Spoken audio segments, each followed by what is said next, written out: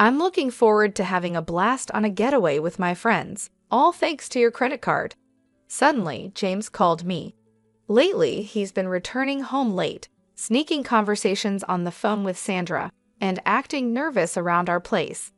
It made me wonder if he had been planning something secretive all this time. I had my suspicions that James and Sandra were up to something together. Fortunately, I was ready for whatever they had planned. Maybe I should act shocked about it. "What do you mean by yours?" I asked, needing an explanation. I was already aware that James had plans to leave for a trip today. To be honest, I find it astonishing. If he thinks he can deceive me, I wish he had thought his plan through more carefully. I've been patient with everything up until now. However, today, I can't help but feel the need to seek revenge. I've always had a plan for revenge up my sleeve. It's high time we stand up to James and his sister after all the patience we've shown. I believe that by the end of today, things will start to make sense. I hope they enjoy their trip, not knowing that I have someone on the inside working with me. My name is Kelly Brooke, and I'm 36 years old, living in a house with my husband James. I jumped straight into work right after finishing high school. Thanks to some experience and a recommendation from my boss, I've earned several certifications. In my company, these certifications and a solid track record mean a lot. At about 23, I was promoted to a lead position, which was quite an achievement as I was the youngest to ever do so in my company. Even though it's just a leadership role, it's a big deal to me. I always had this quiet goal of climbing up the corporate ladder, aiming to become at least a department head someday. As time went by, the company welcomed some fresh faces, including James. Even though I'm younger than him, I held a higher position at work. My job was to train James along with 3 other newcomers, making it 3 trainees in total. "Hey Kelly, we're about the same age, aren't we? And you're already a supervisor? That's amazing," James remarked, showing his surprise. "Yeah, I might be a year or so younger. I've been working here since I decided to leave high school early. It's given me a lot of experience," I explained. James seemed impressed by my early career focus. He would often praise me during those days. Eventually, James began to show interest in me, and although I was hesitant at first, I found myself falling for him over time. Our relationship followed a familiar path, going out for meals, taking drives together, and eventually, we decided to move in together. Living with James, I started noticing his less meticulous habits. I thought it might be his way of showing trust, being his authentic self with me, so I tried not to let it bother me too much. After some time, James proposed and I accepted. We then sat down to talk about our future together. "I'd love for you to be a stay-at-home wife," James suggested. "I'll work and make money, and you can look after the house. It's the ideal setup. I also want us to start a family soon, buy our own home, and plan our wedding. I'm thinking wedding first, then buying a home, followed by kids. What's your take, Kelly?"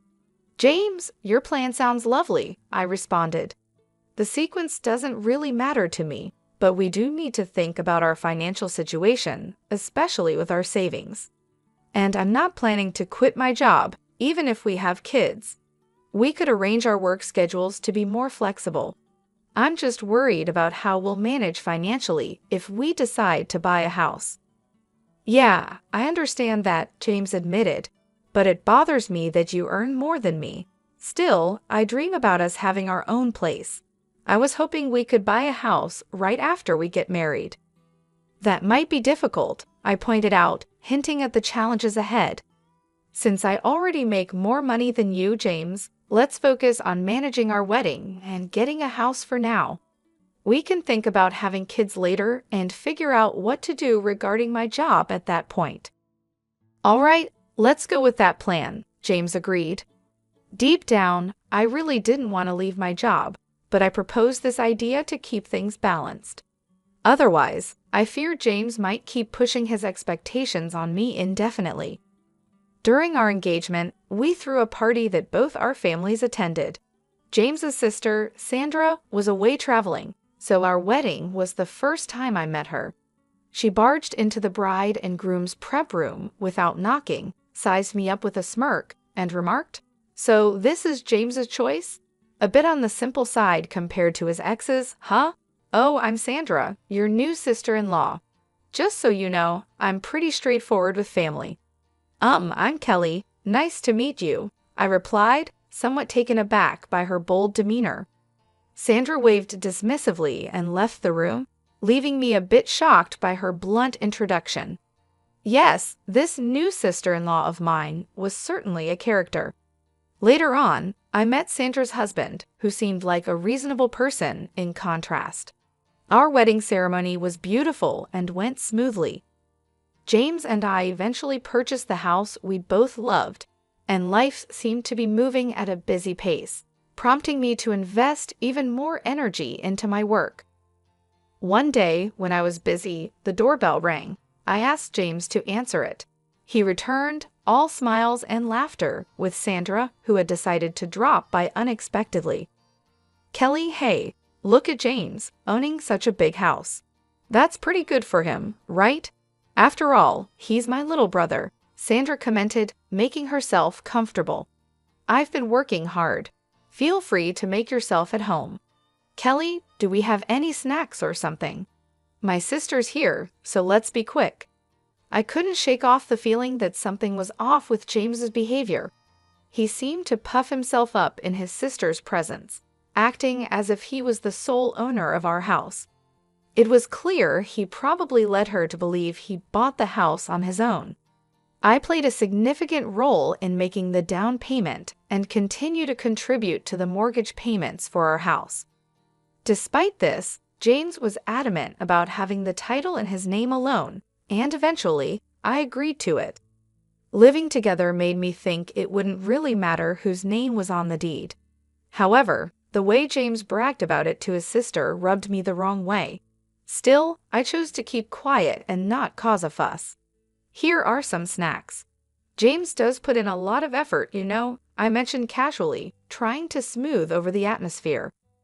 "Why does Kelly sound so in charge? She's not the boss or anything," Sandra remarked, a hint of annoyance in her voice. "Well, actually, I am James's supervisor at work," I clarified, a bit surprised. "Oh, is that so? Did James not tell you? When I joined the company, Kelly was already a manager. Since she started working right after leaving high school, it just happened that way. If it were up to me, I'd have surpassed her quickly," Sandra mused. "Wait, you left high school early? You seem so responsible, yet you're less accomplished than me," Sandra asked, a bit mockingly. "Is there an issue just because I didn't finish high school?" I responded, trying to keep the peace. "No, not really. But Kelly, since you're not a high school graduate and I'm your sister-in-law, I can ask you for anything, right?" "That's the rule," Sandra joked, though her tone suggested she wasn't entirely kidding. "Kelly, whatever my sister wants, she gets. If you refuse, I'll have to ask you to leave the house," James added, seemingly backing up his sister's outrageous claim. I was baffled by their conversation. Why would not having a high school diploma and her being my sister-in-law mean she could demand anything from me? And the threat of being kicked out of my own home for not complying. Was this some sort of bizarre joke?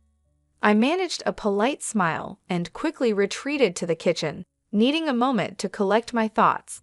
From there, I could still hear James and his sister talking, and it sounded like they were serious about what they had said. A little while later, Sandra followed me into the kitchen. "Hey, Kelly, I actually need to ask you for a favor." "What is it?" I asked, already dreading the request. "I need to borrow some money, like $5,000, please," she said, as if it were a small favor. "How is that a small amount? That's quite a lot. What do you even need it for?" I questioned, trying to grasp the situation. "Come on, it's just $5,000. You're a supervisor, right? You must have a good salary," Sandra pressed, assuming my financial situation would easily cover her request. The entire conversation felt surreal, leaving me to wonder how we'd gotten to this point. Sandra needed the money to cover the costs of renovations. When I reminded her about boasting of her new condo recently, she brushed it off. Huh, did I? Well, just give me the money. James said he'd lend it to me and told me to ask you. What? Why would he make such a decision without consulting me first? I was taken aback by James's assumption. Listen, Kelly, you either give me the money, or I'll call your boss right now and tell them you're resigning. Which will it be? Sandra put me in a tight spot. All right, Sandra, I'll lend you the money, but there's a condition, I asserted. We need to draft a promissory note. What? Even though we're family? Sandra seemed surprised. Yes, I want it in writing. So when you come to collect the money, bring a valid ID with a photo, okay? Ew, such a hassle. But fine, if you're giving me the money, I'll come over tomorrow night. Sandra reluctantly agreed. Despite the inconvenience, I knew it was crucial to get Sandra's agreement in writing. True to her word, albeit grumbling, she brought everything required the next day. Through this ordeal, I realized just how much James was under his sister's influence. It was frankly absurd. No matter what I said, it wouldn't have made any difference, it seemed. Later, I discovered Sandra spent the money on designer items, and after the initial loan, she started asking for more money without any shame. I insisted on a promissory note each time, and within a month, she had borrowed around $12,000 from me. Just when the situation seemed unbearable, I received an unexpected call from my boss. They wanted to promote me from a supervisor to a department manager. I was ecstatic. This was a step closer to my dream of becoming the head manager. Eager to share the great news, I rushed home to James, who had taken the day off. I'm home. James, guess what? I announced my arrival. Welcome back, Kelly. You seem thrilled. What's up? James greeted me. Today, my boss called me in, and guess what? He offered me the position of department manager. I've always aimed to be the head manager, so I'm incredibly excited to be moving closer to my goal. Oh, wait, what? Kelly, you're getting promoted. James's reaction mixed surprise with perhaps a hint of disbelief, underlining a day full of revelations and reaffirming my commitment to my career goals amidst the family drama. I don't understand. Did you actually say yes to the promotion? James asked, clearly puzzled. Yes, I accepted it. I've mentioned my career goals to you before, haven't I? I responded, surprised by his reaction. Wait a minute. You should have asked for my permission before making such a decision. What were you thinking? Plus, I've always said I wanted you to be a stay-at-home wife. How is it that you're moving up while I'm stuck in the same spot? Doesn't that strike you as odd? James questioned, frustration evident in his tone. That's not my responsibility. I've made it clear I don't want to quit working. Why you haven't been promoted is something I can't answer, I replied, standing my ground.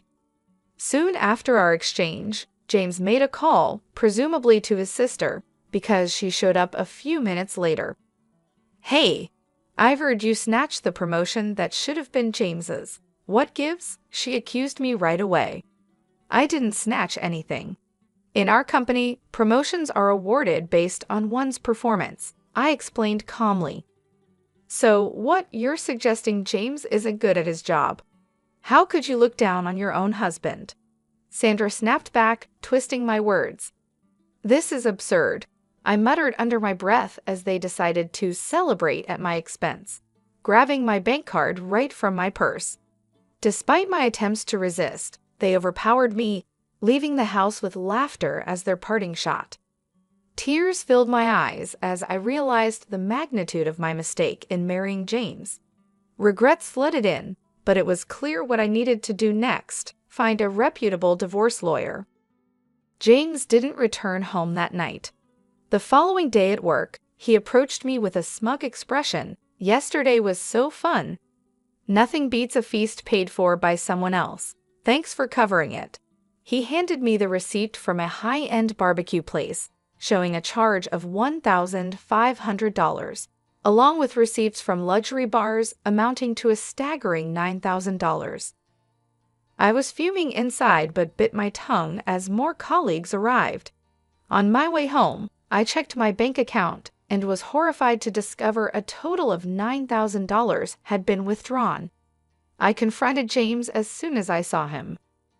"James, what on earth were you thinking, spending $9,000? On fancy meals and bars, no less? That money was mine, saved from before we were together," I exclaimed, barely containing my anger over his reckless spending and disregard for our financial well-being. As soon as I walked through the door, James started complaining about me nagging him. When I brought up the issue of the money he had spent, money I had saved before we got married, he dismissively said, "I don't know and I don't care. It's already spent anyway," and locked himself in the bathroom. That was the last straw for me. I decided then and there that I was going to divorce him.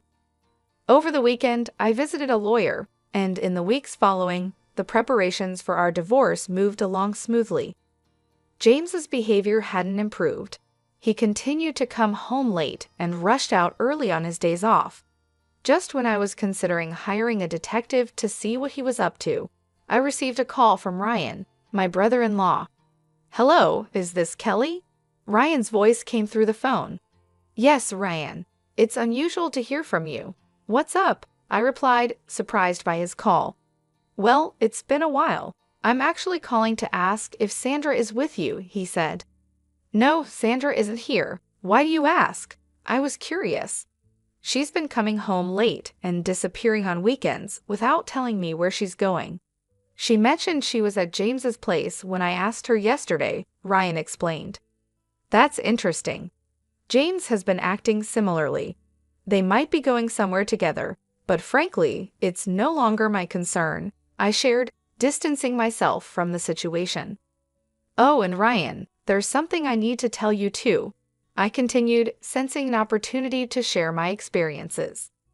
Ryan was taken aback by my indifference, but urged me to continue.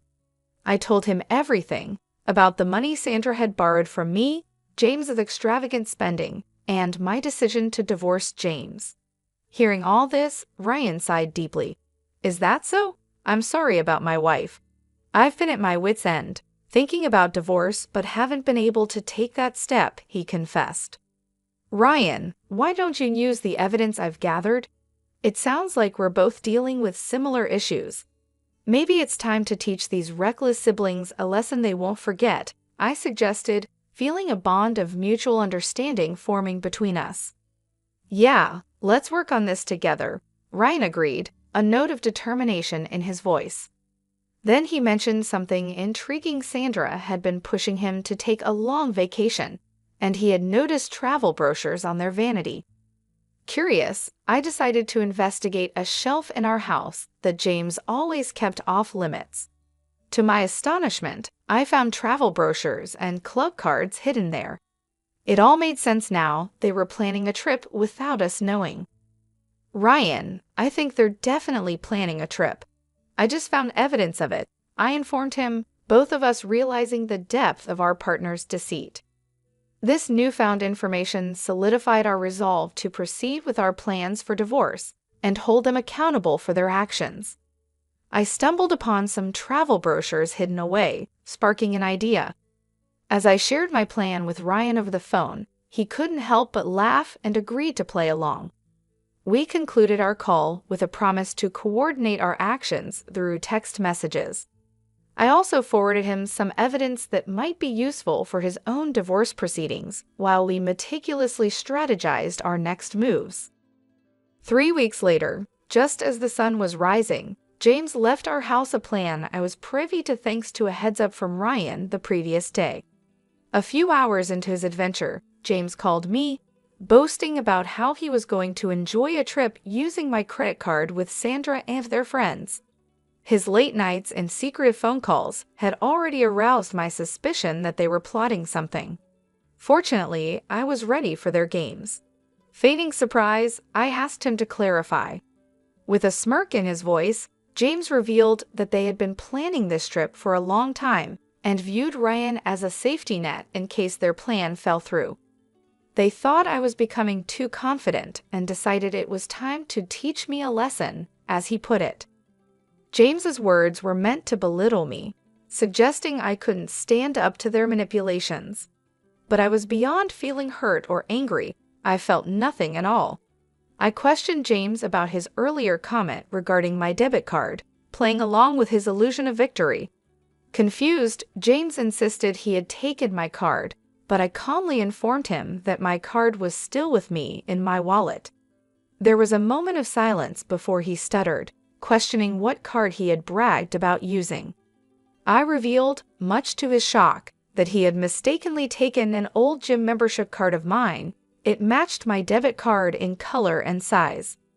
Realization dawned on James as he confirmed it did say Fitness Club on the card, and he began to question his mistake, wondering if he had mixed up the cards. Amidst this confusion, Ryan, who had been listening in on speakerphone, couldn't contain his amusement. James's grand plan to splurge on my dime had crumbled over a simple mix-up with a gym card. This blunder not only foiled their extravagant scheme, but also marked the beginning of their comeuppance, with Ryan and I ready to move forward with our plans, strengthened by the absurdity of their mistake. James was adamant he had seen his debit card, but his plan had fallen apart. "Ah, so this was Sandra and your scheme," he lamented, realizing he had been outsmarted. "I'm so disappointed. Actually, last night, I swapped your debit card with the gym membership card. It seems you didn't bother to check this morning and just took off with it," I revealed, enjoying the turn of events. What are you playing at?" James was clearly frustrated. "No, I should be asking you that. Tough break, huh? Don't get too full of yourself just because you're my stepbrother. Got it?" I countered, not letting him intimidate me. James tried to brush it off. "You'll see. We have gifts for you both when we return." "You think you can bribe us? I won't accept anything but cash," he bluffed. "We'll see about that. Look forward to it," I dismissed his comment, focusing on the situation at hand. "What are you going to do now?" "Oh, Kelly, can you send us some money?" James finally asked, his tone changing. I ended the call there, his message following the call, trying to threaten me with involving Ryan, only received a nonchalant "Is that so?" from me before I went back to sleep. When I woke up in the afternoon, my phone was flooded with missed calls and messages. I first called Ryan, then decided to pick up James's call. "Hey, finally, send the money, please. It's so cold, I think we're going to freeze," James pleaded. The reason for their discomfort was clear. They were in Alaska. In February, the cold there is biting, and if James and his group were complaining, it meant my plan had worked perfectly. "Really? You mentioned Ryan would help, right? Or is he not there?" I played along. "What? Do you know something?" James's confusion was evident. "Should I fill you in? Since you and Sandra decided to team up, Ryan and I did the same. It's quite simple," I explained, enjoying the irony of the situation. "Now, do you understand why I kept you on the phone for so long during that first call? It was to buy time, and Ryan, he's on his way back here on another plane." The revelation seemed to hit James hard. Our coordinated response to their scheme had left them stranded and cold, far from the luxurious getaway they had anticipated. My satisfaction came not just from thwarting their plan, but also from the solidarity Ryan and I showed in facing their deceit. As soon as I received confirmation that Ryan had boarded his flight back, I ended the call with a clear message to James. "We've joined forces to teach you a lesson. Now, find your way back on your own. See you." And with that, I hung up, eager for Ryan's return. I took this time to call my lawyer, setting up what would be our final meeting about the divorce before James and his companions could make their way back. I anticipated a confrontation upon their return and wanted to be fully prepared. Just a few hours later, as predicted, James and his entourage arrived, bursting with indignation. "Kelly, what the hell? You better be ready to move out. Ryan sided with you, hasn't he? Why do you return before us? This is unbelievable. You think I'm okay with this? Apologize now. Shut it and sit down. Ryan intervened, his usually calm voice now booming, commanding James and his friend to sit immediately. They complied, shocked into silence by Ryan's authority. Our lawyer wasted no time, distributing his business cards to James and his friend, who looked utterly confused as they accepted them. Without further ado, Ryan and I presented them with a stack of papers. Their confusion turned to shock as they skimmed the documents, their complexions draining of color. Wait, this talks about dividing property. You're not suggesting a divorce, are you? James stammered, disbelief coloring his tone. It's on mine, too. A divorce? What did I even do? This has to be a joke, right? James's friend echoed his disbelief, looking from one to the other for confirmation. Yeah, right, Ryan responded, his tone final. I'm heading home. I've had enough. I've been recording your daily tantrums for a while now, including that call you made during your so-called vacation, James. You really don't see the problem with your behavior, do you? I can't keep living like this. Wait, are you serious? James's voice was tinged with a sudden realization of the gravity of the situation, as the reality of impending divorces began to sink in. The tables had turned entirely, with Ryan and I standing united, ready to move forward from the chaos they had created. I mentioned it before, didn't I? I want half of the down payment we made on the house, plus the remainder of the mortgage, and I want back the savings you used from when I was single. I firmly stated my demands to James. Turning to Sandra, I continued, and you, Sandra, you're going to repay me for the money you borrowed and the additional amounts you withdrew from my savings along with James, right? Sandra tried to deflect. Wait, James was the one who bought the house, and I never borrowed or spent any of that money. You're making false accusations. Sandra, please review the documents. There's a promissory note outlining exactly how much you owe, I pointed out, undeterred. No way. I don't know anything about this. Without proof, I'll just dismiss this as useless, she retorted, attempting to downplay the seriousness of the evidence. Both James and Sandra acted rashly in response. James crushed the recorder under his foot, and Sandra ripped the paper to shreds, both wearing smug looks of defiance. Look here, James, destroying that recorder changes nothing. The data's still saved on my computer, and Sandra, that document you destroyed wasn't the original. You've accomplished nothing, I calmly explained, revealing their efforts to be futile. What the hell are you three even trying to do? James's frustration was evident. Oops, was my simple reply, highlighting their lack of foresight. To Sandra, I also have a claim against you for all the savings you squandered, not to mention the cozy time you spent with that guy at the bar, I added, revealing more of their misdeeds. Faced with the reality of their actions and the legal repercussions, both James and Sandra started to break down, tears streaming down their faces. The financial reckoning was harsh but fair.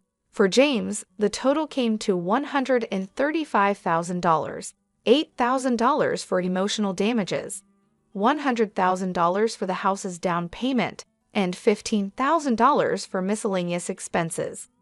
Additionally, there was an upcoming loan repayment of $4,000.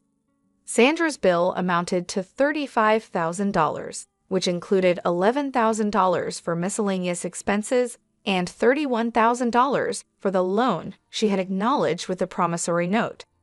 As for Ryan's claims against Sandra, given her intentional distress and frivolous spending, the total was $135,000, $55,000 for emotional damages, and $80,000 for miscellaneous expenses, all calculated without dividing any assets like condos. This stark financial and emotional toll underscored the consequences of their actions, serving as a potent reminder of accountability and the importance of integrity in relationships. After the fallout, I half expected James and Sandra to attempt suing us, given their track record. However, our sharp attorney had already anticipated such moves, including a clause in the settlement paperwork essentially saying, If you try to sue, you'll surely lose. No one will represent you, and it'll only cost you more.